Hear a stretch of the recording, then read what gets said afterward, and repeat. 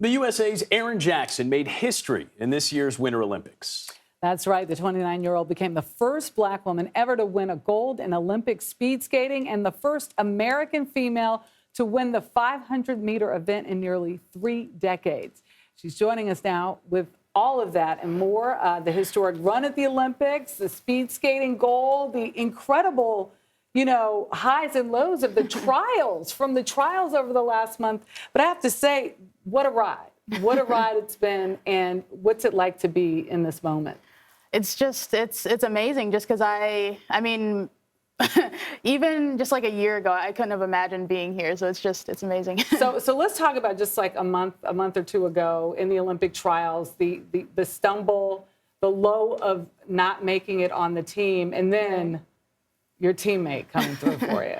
Right. Yeah. I mean, it was just a roller coaster at the trials because, I came in pretty confident and excited, and I was just hoping for a very boring event, like that's what you hope for. I hoped for it to be really boring because we all kind of knew like what the spots were expected to be, and we were just kind of hoping for it to go that way. And you're the world champion.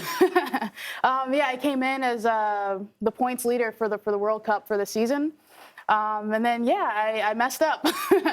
And then I thought, well, maybe I'm not going to the Olympics. And that was really, it was sad, of course. But, my teammate, my friend, Brittany Bowe, came in and was like, if it's up to me, like you're going. And, she basically took care of it. What a ride. What a ride. Yeah. The image we usually have of Olympic athletes are people who have trained for this their entire lives, right? Who have started at a young age, practicing and training and playing. You were not a lifelong speed skater, right? You started this in 2016, 6 years ago. 6 years ago, right? Tell us about your journey as a girl from Florida, by the way.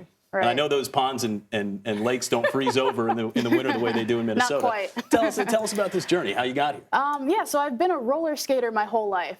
I'm like what you would call a rink rat, like someone who just like grew up in the skating rinks, like dancing around to music. And we used to call it flippers in LA. Oh, wow. Flippers. All right, that's a new one. It sounds better than rink rat. Got a better ring to it, yeah. All right, I was a flipper. There you go. Teaching the gold medalist something. Right? Yeah, I appreciate it.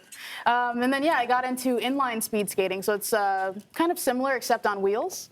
And then, 2016, I took some steps onto the ice and was like, well, this is going to be a new challenge. So does that translate well? The wheels to the wheels to the ice? For me, not really. Like the way I skated on inlines, like it wasn't very good, and it didn't transfer well over to ice. So I spent like those first couple years really trying to like break the muscle memory that I had on inlines and then trying to like rebuild like new habits on the ice. So. I have to tell you, the last time an American won the speed skating competition at the Olympics, it was Dan Jansen. I think it was about 1994.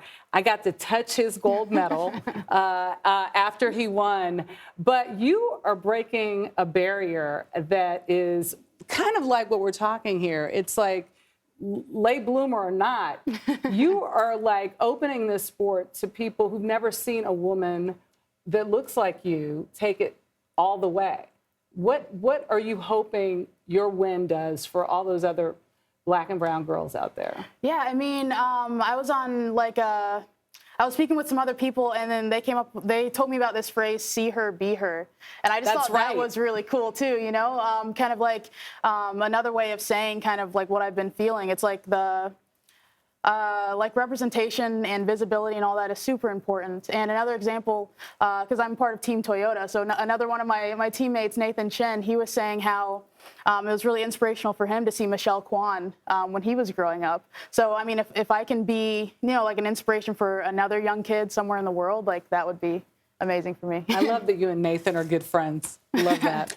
A lot of the focus on these Olympic Games have unfortunately been on doping in figure skating. Obviously, that is not your sport. You like to go fast, speed skating. But do you think these allegations somehow overshadow other athletes who are competing? Mm-hmm. I don't know. Like, I haven't really been following much of that. I've been like really focused in on like what I needed to do and, like my performance on the ice. And then after that, focusing on my teammates and like their good performances. So, yeah, I mean, the experience has been great for me. And that's pretty much all I've been. Well, that focus paid off. Doesn't it feel good to be an Olympian? I just have to say I'm a fellow Olympian.